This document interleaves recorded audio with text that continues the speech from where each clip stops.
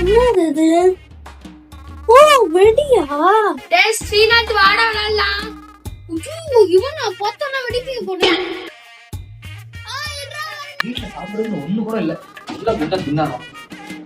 என்னங்க தேடிட்டு இருக்கீங்க? நான் தேடிட்டு இருக்கேன். ஏடி பசிக்குதே ஏதாவது சாப்பிட ஸ்நாக்ஸ் தேடிட்டு இருந்தா ஒண்ணு கூட இல்ல. அங்கேயே வச்சிருப்பான் தேடுங்க. அதான் வச்சிருக்கான்ல ஆப்பிள் ஜூஸ் ஓரியோ பிஸ்கெட்டும். எப்ப பார்த்தாலும் பையன் கண்ணு வச்சுட்டே இருக்குது.